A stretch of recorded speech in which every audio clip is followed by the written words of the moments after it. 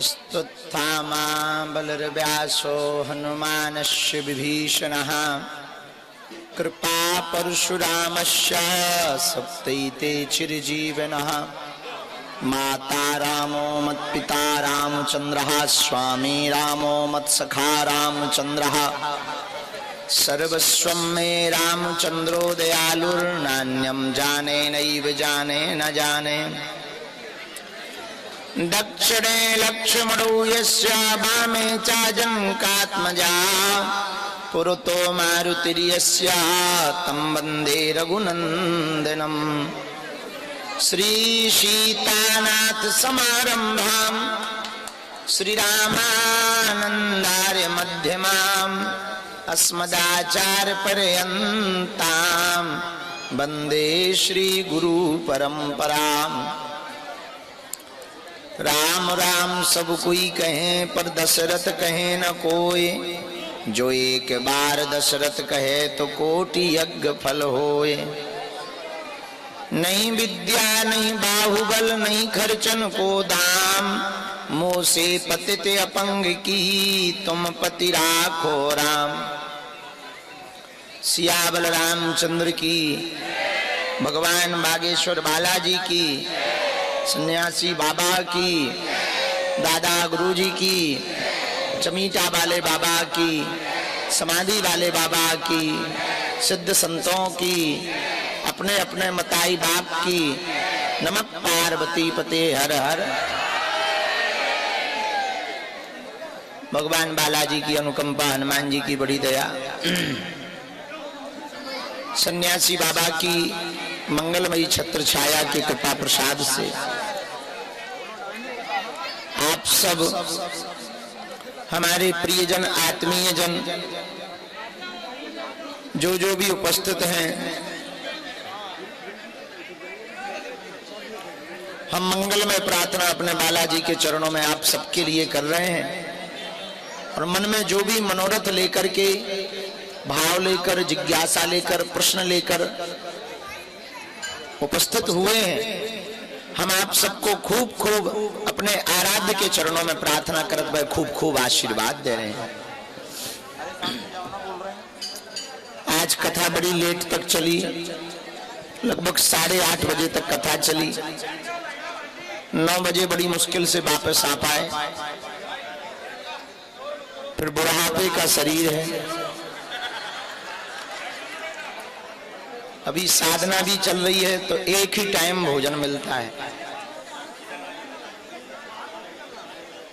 तो हम वापस आके लगभग 40-45 मिनट लुढ़क गए थे, लेकिन हमें तुम्हारा शोर शराबा सुनाई पड़ रहा था। भजन चल रहे थे, कुछ चिल्ला रहे थे, गुरुजी निकल आओ, चिराग लाडला गा रहे थे। हम सब सुनते तो रहे, वहां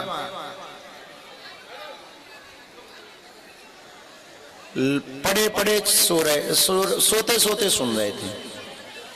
फिर हमें लगा कि अब हमको ही उतरना पड़ेगा, बिना युद्ध में उतरे काम नहीं चलेगा, क्योंकि अपन ही अंतिम योद्धा है। अब कल दरबार भी लगाना है, कल कथा भी करनी है। आज हमने किसी को वचन भी दे रखा कि चलो भैया, हम यत्र तत्र घूमते हुए 3-4 साल से एक जने सज्जन बहुत इंतजार कर रहे हैं। भगत जी हैं, साधारण परिवार है, बहुत छोटे परिवार के हैं। तो हमने सोचा अमीरों के घर तो हम बहुत जाते हैं, हाँ, हमसे ज्यादा गरीब है कोई दुनिया में। तो हमने उनको कह दिया था कि हम 10 बजे आ जाएंगे। उनके फूल सूख गए, उनके फूल सूख गए, दिया को घी पूरो बढ़ा गो। तो रात्रिकालीन गोष्ठी में जितने भी लोग उपस्थित हुए हैं, एक सूत्र के साथ हम चर्चा को प्रारंभ करके फिर सामूहिक अर्जी सबकी लगाएंगे।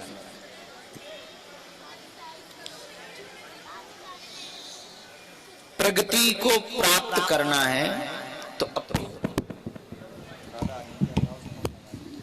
प्रगति को प्राप्त करना है तो अपनी गति को बढ़ाना पड़ेगा।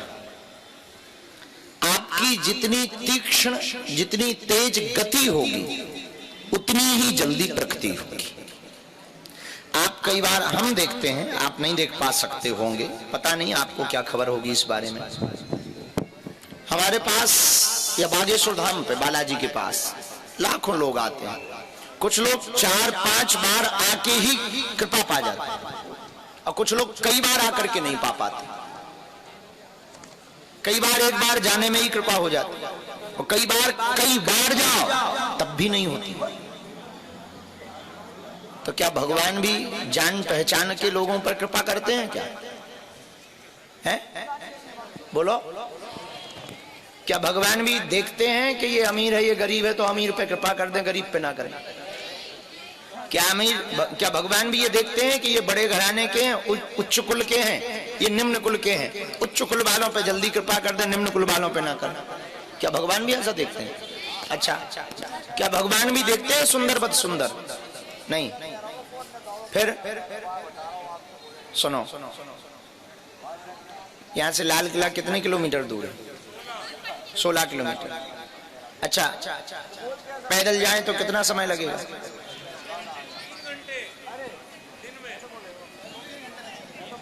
अरे चलो 5 घंटे में पहुंच जाएंगे पैदल।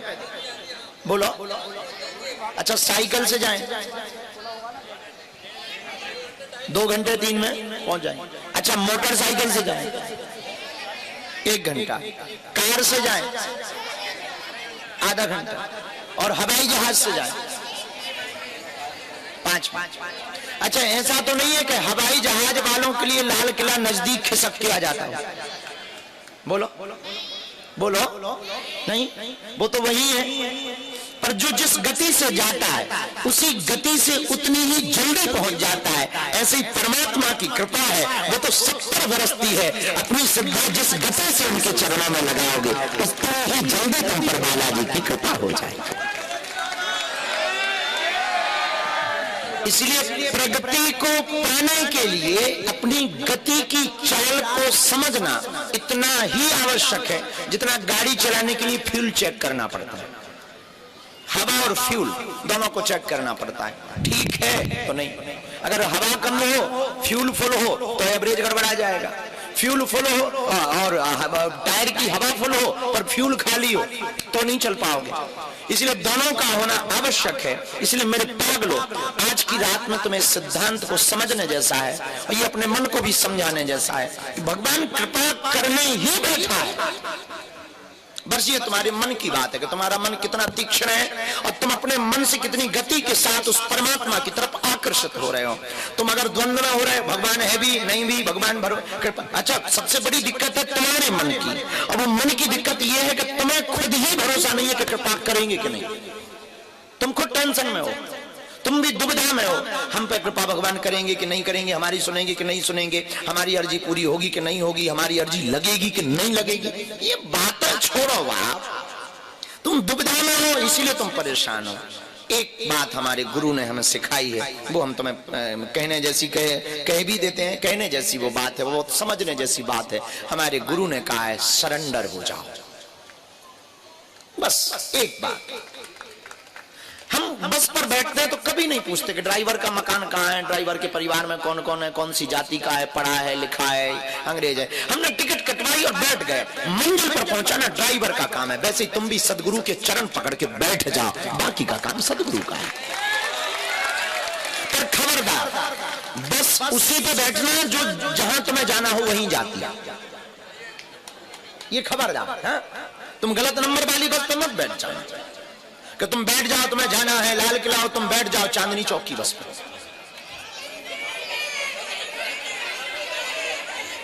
अरे ठीक है, मान लो तुम बैठ जाओ होटल वाली बस पर, तुम बैठ जाओ आगरा वाली बस पर, तुम बैठ जाओ मथुरा वाली बस पर, गड़बड़ा जाएगा। इसलिए ठीक समझने जैसी बात है कि मंजिल पर जाने के लिए हमें बस का ठीक से चुनाव भर करना है। और हम तुम्हें बहुत सिद्धांत पूर्वक करें कि तुम हमारे पीछे मत पड़ो, हम जिनके पीछे पड़े हैं तुम भी उन्हीं के पीछे पड़ जाओ।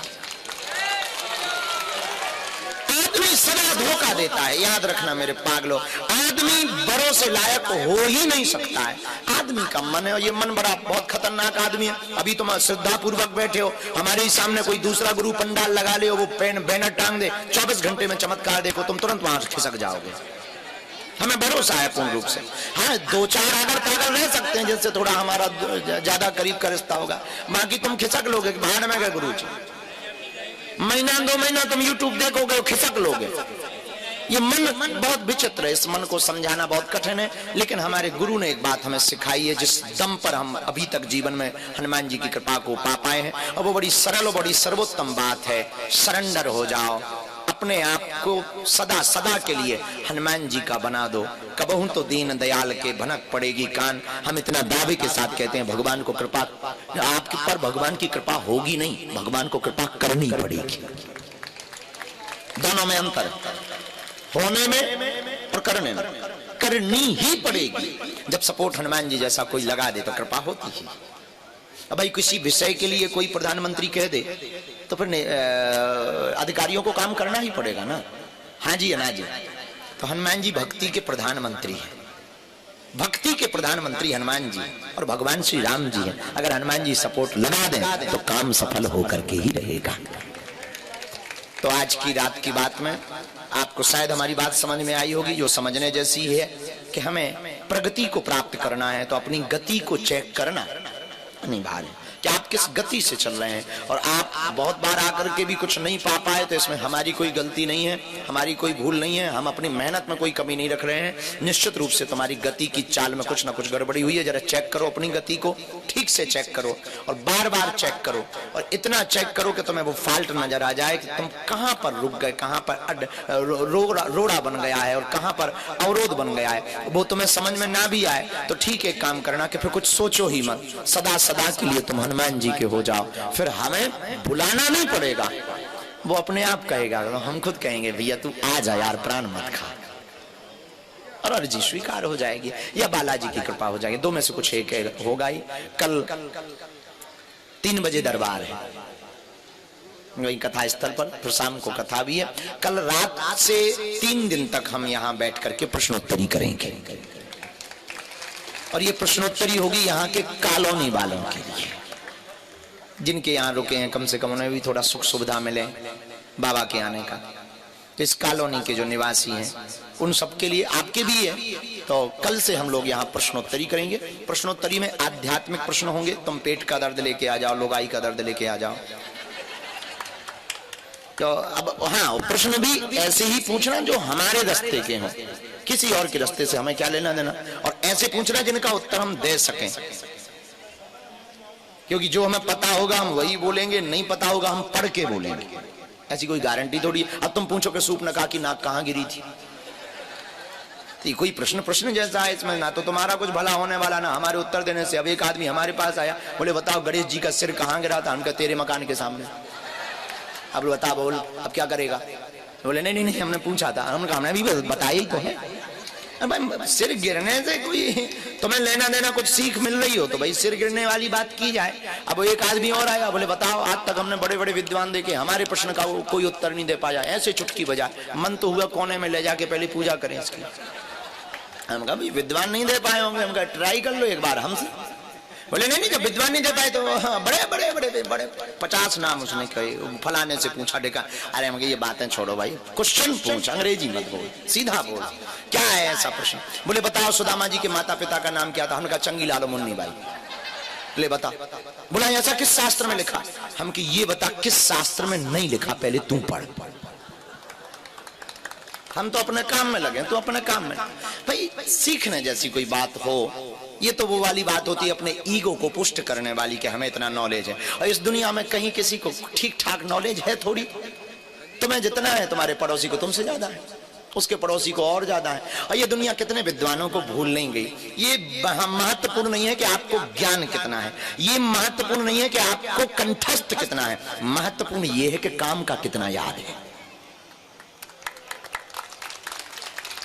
जो काम आ सके, आपकी जिंदगी के जो काम आ सके, वो ज्ञान है आपको या नहीं।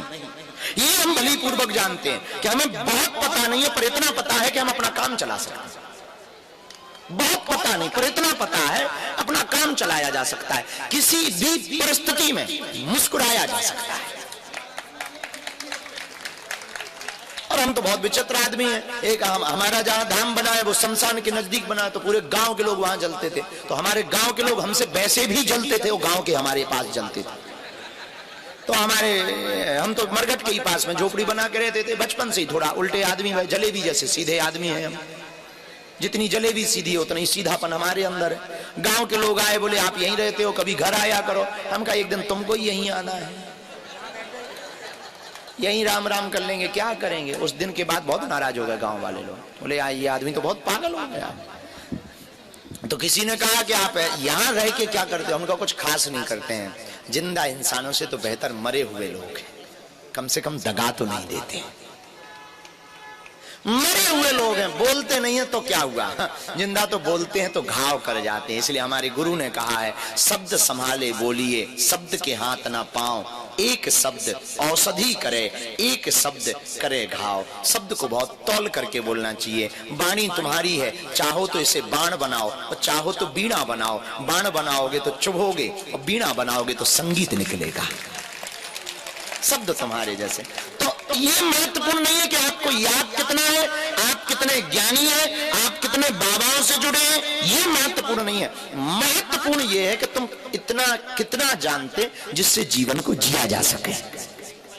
और हाँ, हम तुम्हें दावे के साथ और अंतिम बात बोल सकते हैं, वो ये बात बहुत पते जैसी है कि जिंदगी में कैसी भी परिस्थिति हो गए, तुम मुस्कुराना भर सीख जाओ, अंदर के कॉन्फिडेंस को बराबर करना सीख जाओ। हम तुम्हें बहुत दावे के साथ कहते हैं, किन्हीं भी परिस्थिति में तुम रहना, वो परिस्थिति ही तुमसे हार करके वापस जाएगी, और हारना ही पड़ेगा। भला फक्कड़ों का कोई क्या बिगाड़ सकता है? कोई आदमी फक्कड़ हो, उसका तुम क्या बिगाड़ सकते हो? एक गांव में बहुत पुरानी कहावत है कि नंगा से खुदा भी डरता है। बहुत पुरानी कहावत, खैर बुरा मत ले लें वो दूसरे वाले भाई, अब कहावत है तो है, ये हमने तो बनाई नहीं है, अब इसमें कोई कंट्रोवर्सी करने वाली बात नहीं है। और किसी को बुरा लग भी जाए तो हम सुधरने वाले भी नहीं। तो हाँ, जिंदगी में आप इतना मुस्कुराना सीखो। तो बहुत बार बोला है, एक बार अंतिम बार फिर बोल देते हैं, जब थोड़ा सा मुस्कुराने से फोटो बढ़िया आ सकती है, तो जिंदगी मुस्कुराते रहिए, जीवन भी बढ़िया आ सकता है। थोड़ा सा मुस्कुराते हैं, फोटो बढ़िया आ जाती है, जिंदगी भर मुस्कुराते रहिए, जिंदगी भी बढ़िया आ सकती है। इसलिए आज की रात की बात हमें याद करके घर जाना है। प्रगति तभी मिलेगी जब गति बेहतर होगी, और चेक करना है कि आपकी गति कितनी है, आप चल कितना तेज रहे हैं। जितना तेज चल पाएंगे उतनी जल्दी आप मंजिल पर पहुंच पाएंगे। ऐसी परमात्मा की कृपा है कि जितनी जल्दी, जितनी तेज निष्ठा के साथ आप भगवान से जुड़ पाएंगे, उतनी ही जल्दी उस परम तत्व ब्रह्म की कृपा को पा पाएंगे। और कृपा का मतलब यह नहीं है कि सींग पूंछ निकले, सींग पूंछ थोड़ी निकलती ना। हवा और कृपा दोनों दिखती नहीं है, पर होती तो। अभी 2 मिनट के लिए तुम्हारी हवा बंद कर दें तो हवा खिसक जाएगी, अच्छे से हवा खिसक जाएगी, है? तो हवा दिखती नहीं। अब हम तुमसे कहें चलो हवा दिखाओ, काली है, गोरी है, नाटी है, मोटी है, लंबी है, नाक कैसी है, आंखें कैसी है, तो हम नहीं दिखा सकते भाई, कोई भी नहीं दिखा सकता। ऐसी कृपा दिखाई ना जा सकती है। हवा को भी महसूस किया जा सकता है, वैसी भगवान की कृपा को भी केवल महसूस किया जा सकता है। अब इसके आगे का प्रश्न ये उठता है कि ये कैसे पता करें कि हम पर कृपा हो गई? उसका ठीक उपाय ये है, परिस्थिति भले ही ना बदले, पर मन की स्थिति अगर बदलने लगे तो समझ जाना तुम पर भगवान की कृपा हो गई। और मन की स्थिति ठीक बहुत सरल सी है। किसी ने तुम्हारी जिंदगी में गड्ढा खोद दिया, तुम पेड़ लगा दो।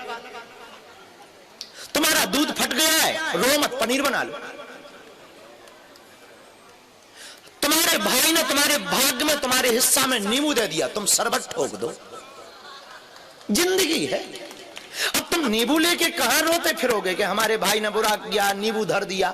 धर दिया है तो अपने भाई को जलाओ, आग मत लगाओ, नींबू का शरबत निचोड़ो, घोंटो उसके सामने, और उसके सामने सिप सिप लेके पियो।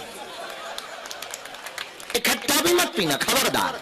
और अकेले में तो पीना ही मत, उसके ही दरवाजे पे कुर्सी डालो। शाम ढल रही हो, चिड़ियां चहचहा रही हो, बच्चे खेल रहे हो, हल्की हल्की भीनी भीनी हवा चल रही हो, और तुम अपने भाई को कहो पिएगा क्या?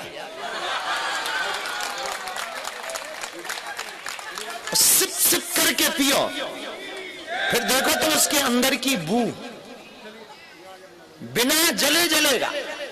तो बहुत टेंशन लेने की बात नहीं है। अगर तुम्हारे भाग्य में विपरीत आ भी गया, बुरा कुछ आ भी गया, तो तुम्हें इंसान बनाया ही इसीलिए गया कि तुम उसको अच्छा बना डालो। अब घरवाली गाली बके, घरवाली से लड़ाई हो जाए, तो तरीके हैं हमारे पास बचने के। भयंकर लड़ाई हो जाए तुम्हारी घरवाली से, चप्पल उठाओ, जो तुम समझ रहे हो हम वो नहीं करे, पहन के निकल जाओ।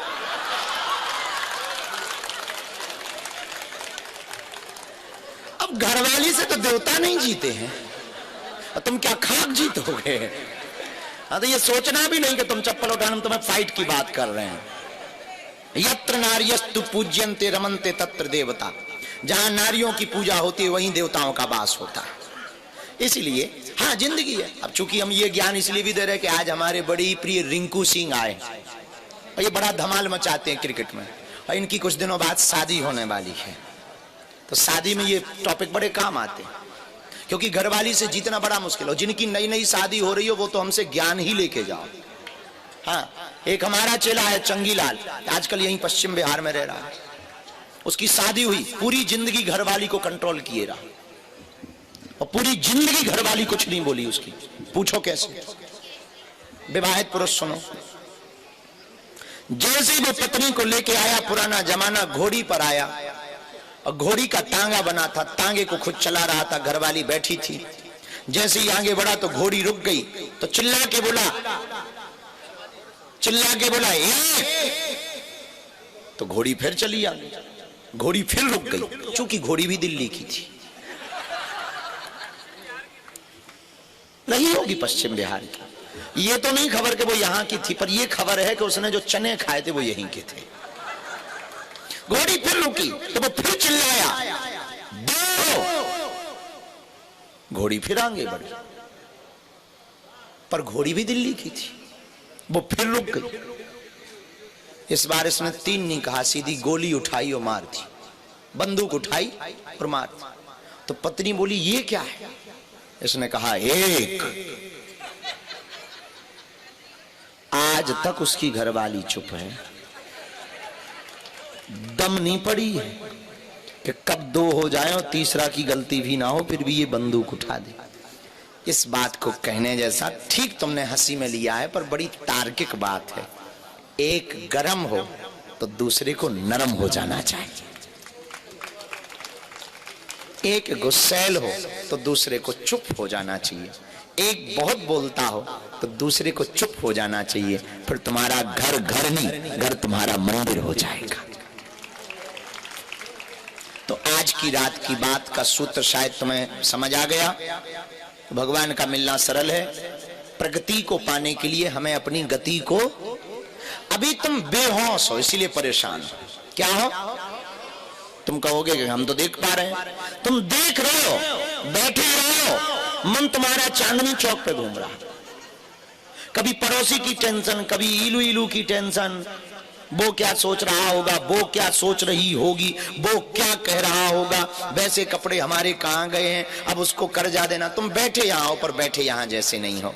एक बात हमारी बहुत अच्छी है, हम अगर सोते हैं तो केवल सोते हैं, खाते हैं तो केवल खाते हैं, और हम ऐसे भोजन करते हैं कि अंतिम काम यही बचा है जिंदगी का। ऐसे खाते हैं, फिर लेते हैं मजे, थोड़ा चटनी का मजा, थोड़ा मिर्चा का मजा, थोड़ा नमक, वो भी चाट वाले मसाले का मजा, थोड़ा सब्जी का मजा, थोड़ा दाल का मजा। भोजन भी कम भले ही जाता है, पर जितना भी जाता है आनंद के साथ जाता है। ऐसे ही तुम अगर भूत में जियोगे, बीते हुए कल में, तो टेंशन में रहोगे, भविष्य में जियोगे तो चिंता में रहोगे, वर्तमान में जियोगे तो मजे में रहोगे। तो आप जहां हो, आप अगर ऑफिस में हो तो केवल ऑफिस में रहो, फिर देखो तुम मजे। अब ऑफिस में रहते हुए तुम्हें फिर टेंशन, आज टॉकीज नहीं गए, आज बच्चों को खिलाने नहीं ले गए, आज जल्दी पहुंचना है, आज ये करना है, और जाम में फंस गए, फिर और आप दिमाग का दही हो जाता है। अब जाम में फंस भी गए तो लो मजे। हम भी फंसे कई बार जाम में, तो हम अगल बगल वालों के मजे लेते हैं। और सुनाओ, अब मजे इतने ही छोटे छोटे मजे लेते हैं। शीशा उतारा, हेलो तुम्हारी कार की चेन उतर गई है, अब उतर के खोज रहा है, तब तक हम आगे निकल गए। जय बजरंग बली की। हाँ बताइए, कहीं कारों की चेनें उतरती हैं, पर हम भी जाम में फंसे, तुम भी फंसे, करेंगे भी क्या? अब कुछ ना कुछ तो। अब जाम में फंसे तो टेंशन तो ले नहीं सकते। अब जाम में फंस गए, अब ये हो गया, अब वो हो गया। अरे अब जो हो गया सो हो गया है, होने जैसा होना ही है। तुम्हारे हाथ में कुछ है भी नहीं। अब तुम्हारा हाथ तुम्हारे हाथ में नहीं, तुम्हारा ही हाथ तुम्हारे हाथ में नहीं है, तो तुम्हारे हाथ में क्या है? जो है सब उसके हाथ में है। इसलिए उसे परमात्मा कहते हैं, इसलिए उसे ब्रह्म कहते हैं। एक उपाय है, शरणागति ले लो हनुमान जी की, सदा सदा के लिए उसके चरणों को पकड़ लो। तुम जहां हो वहां जीना शुरू कर दो। अगर तुम भोजन कर रहे हो तो सिर्फ भोजन करो, अगर तुम खेल रहे तो सिर्फ खेलो, अगर तुम सो रहे तो सिर्फ सो, इतना डीप सो, इतना गहरा। कभी कभी तुम इतना भयंकर सोते हो, 10 घंटे तक सोते, फिर भी सुबह से ऐसे उठते हो जैसे पूरी रात सोए ना। क्यों? क्योंकि अधूरे सोते हो, आधे सोते हो, गहरे नहीं सो पाते हो। तो बड़ी नींद भी बहुत बहुत पूरे शरीर को तोड़ने जैसी हो जाती। और कभी कभी तुम 2 घंटा सोते हो, एकदम रिचार्ज हो जाते हो। जब भी तुम गहरा सोओगे तो 2 घंटे में भी आप चार्ज हो जाओ। आप सुन के चौंकेंगे, कल हम पूरी रात नहीं सोए, शाम को कथा में भी पहुंचे, देर से आए, भोजन किया, 45 मिनट सोए, लेकिन ऐसे होकर के आए जैसे अभी अभी सुबह हो गई हो हमारी। क्योंकि जब हम सोए तो सिर्फ सोए। चल रहे थे चिराग लाडला के भजन, हमने नहीं सुने। बाहर मचा था हमारे कमरे के शोर, फलाने बैठे, ठिकाने बैठे, अमुक बैठे। हम कब बैठे रहने दो, हमने तो घोड़े बेच दिए हैं। हाँ, अब कौन टेंशन ले, जब सोने ही गए, अब क्या टेंशन? तो पते जैसी बात यह है कि आप जहां हो, कल कथा में बैठना तो सिर्फ कथा में बैठना, फिर देखना तुम मजे, कितने मजे आते हैं। छोटी छोटी बातों पर तुम्हें हंसी आएगी, छोटी छोटी बातें तुम्हें गहरी लगेंगी, और अभी हम कितनी भी गहरी कह दें तुम्हें उथली लगेंगी। क्यों? क्योंकि तुम बैठे ही कहां, तुम बैठा रखा है। मन तो तुम्हारा अभी भी लगा है, कैमरा में आ जाए, फोटो खिंच जाए, बगल वाला खिसक रहा है, बगल वाला पैर रख रहा है, इसकी मुंडी ऊपर हो रही है। अभी तुम बैठे ही कहां हो, अभी तो तुम बैठे जैसे हो ही नहीं। अगल बगल तुम्हें अभी भी टेंशन, पंखे की टेंशन हो रही है, अभी भी तुम्हें टेंशन हो रही है कि गुरुजी उठ ना जाए, जल्दी मिल जाए, पर्चा भी बन जाए। 10 बातें। हम भी इतने बदमाश आदमी हैं, तुम पर्चा के चक्कर में बैठे, हम चर्चा के चक्कर में बैठे।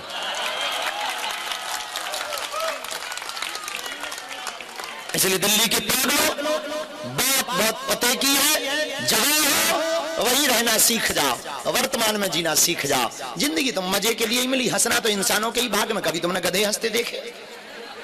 और तुम्हें कोई आदमी हंसता हुआ, कोई गधा तुम्हें हंसता हुआ मिल जाए, समझ जाना ये अगले जन्म में इंसान बनने वाला है। और कोई आदमी तुम्हें बिना हंसता हुआ मिल जाए, समझ जाना अगले जन्म में ये वो बनने वाला है जो अभी अभी कुछ देर पहले मिला है, वो बनने वाले। इसलिए जिंदगी मजे के लिए ही है। घर पे जाओ तो मुस्कुराते, अभी भी तुम जाना तो टेंशन में मत जाना कि बाबा मिले नहीं, इस टेंशन में मत जाना कि फोटो नहीं खींची है, इस टेंशन में मत जाना कि भभूति नहीं मिली है। घर जाना हंसते हुए जाना, मुस्कुराते हुए जाना, ताकि घर वाले भी पूछे कहां से चले आ रहे हो। और पड़ोसी तो खासकर परेशान हो जाए। और घर में एंट्री ही करना तो थोड़ा नाच कर करना, थिरक कर करना, सिर झुकाकर थोड़ा मजे लेना कि देखने दो किसी को देखना हो, ताकि किसी दिन तुम्हारे कान में आके वो पूछे कि आजकल कर क्या रहे हो, बड़े मजे में रह रहे हो। और ये भी वो पूछ सकते हैं कि कौन से बाबा से जुड़ गए हो, तब बता देना अपना नाम।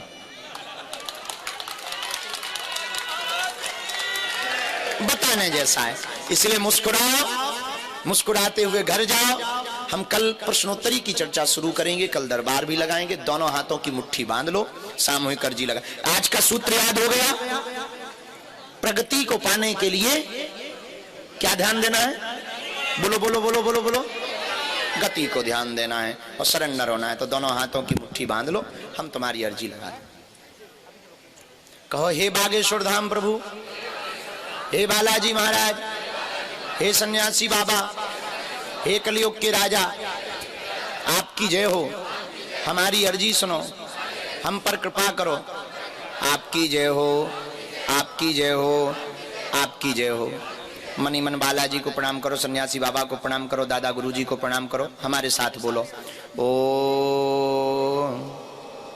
बागेश्वराय नमः। ओम हम हनुमते नमः। ओम सन्यासी देवाय नमः। मणिमन बालाजी को, सन्यासी बाबा को प्रणाम करो। पूज्यपाद सन्यासी बाबा और बागेश्वर बालाजी का दिया हुआ यह ऐसा अचूक और अटूट उपाय है। जिन भक्तों के पर्चा नहीं बन पाते, मिलना नहीं हो पाता, बात नहीं हो पाती, वो अगर सामूहिक अर्जी लगाते हैं, लहसुन प्याज मांस मंदरा बंद कर देते हैं, महीने में एक बार, 2 महीने में एक बार, 6 महीने में एक बार पेशी शुरू कर देते हैं, तो बिना पर्चा बने ही अर्जी स्वीकार हो जाती है और बालाजी की कृपा हो जाती है। रोग में, संकट में, बाधा में, व्याधि में, पीड़ा में आराम लगने।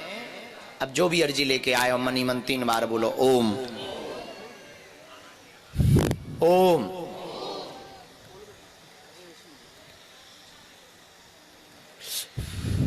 ओम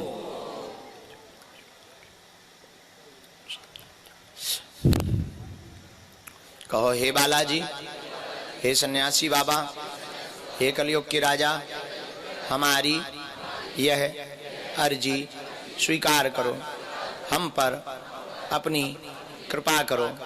आपकी जय हो, आपकी जय हो, आपकी जय हो। मनी मन बालाजी को प्रणाम करके दाहिने हाथ की मुट्ठी का 3 बार उतारा करो, पीछे की तरफ छोड़ दो। बाएं हाथ की मुट्ठी का उल्टा उतारा करो, इसको भी पीछे की तरफ छोड़ दो। फिर दोनों हाथों को आपस में मलो।